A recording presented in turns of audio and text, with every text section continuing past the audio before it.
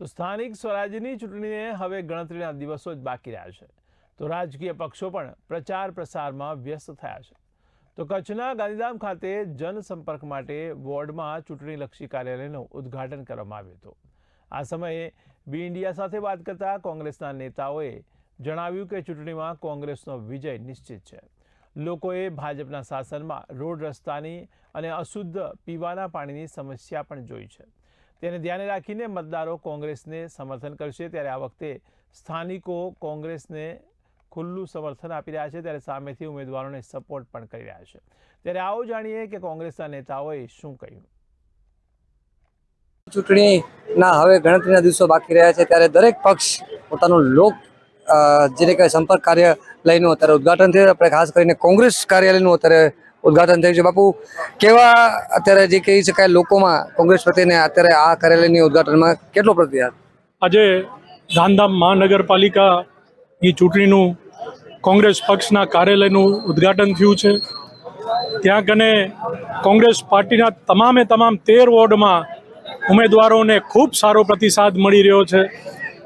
ગાંધીધામના લોકો નથી ભૂલ્યા કે છેલ્લા 5 વર્ષમાં જે ભારતીય જનતા પાર્ટીનું કુશાસન રહ્યું છે એની અંદર આજે દબાણના નામે વેપારીઓને કઈ રીતે કનડગત કરવામાં આવી લોકો નથી ભૂલ્યા। આજે ઘૂંટણ પાણીએ વેપારીઓએ એ લોકોની દુકાનોમાં અને મકાનોમાં જવું પડ્યું છે, એ લોકો નથી ભૂલ્યા। આજે રોડ અને રસ્તાની જે પરિસ્થિતિ છેલ્લા 5 વર્ષમાં રહી છે એને પણ લોકો નથી ભૂલ્યા। આજે ગટર મિશ્રિત પાણી લોકો પીવા માટે મજબૂર થયા હતા, એ લોકો નથી ભૂલ્યા। અને એ બધું જોઈને મને આ વખતે લાગે છે કે કોંગ્રેસ પક્ષનું આજે ખૂબ બહુમતીથી બધી સીટો આવવાની છે, અમને વિશ્વાસ છે।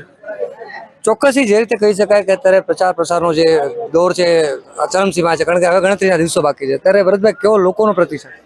લોકોનો પ્રતિસાદ કહીએ તો આજની તારીખમાં અમારા જેટલા વોર્ડમાં ઉમેદવારો ઊભા છે ને એ લોકોને સામેથી લોકો સોસાયટીના જે કંઈ પ્રમુખો હોય જે વોર્ડમાં જ્યાં સામેથી ફોન કરીને કહે છે કે તમે આવો અમને મળવા માટે ને અમે તમારા માટે કામ કરશું।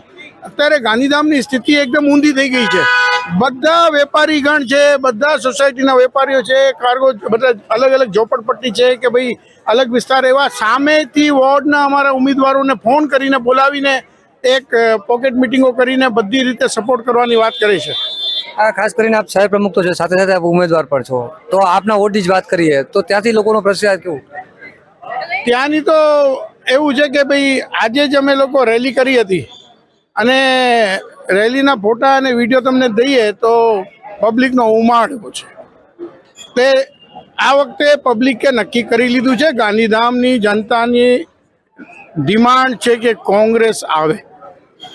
ચોક્કસથી કહી શકાય કે પરિવર્તન કે પુનરાવર્તન એ તો હવે આવનારો સમય જ બતાવશે, પરંતુ અત્યારે ખાસ કરીને જો કાર્યાલયની વાત કરીએ અને લોકોની પક્ષની વાત કરીએ તો પક્ષ પોતાનું કામ ચાલુ રહ્યું છે, પ્રચાર ચાલુ થઈ રહ્યો છે। કેમેરામેન રમેશભાઈ સાથે પૃથ્વીરાજસિંહ જાડેજા।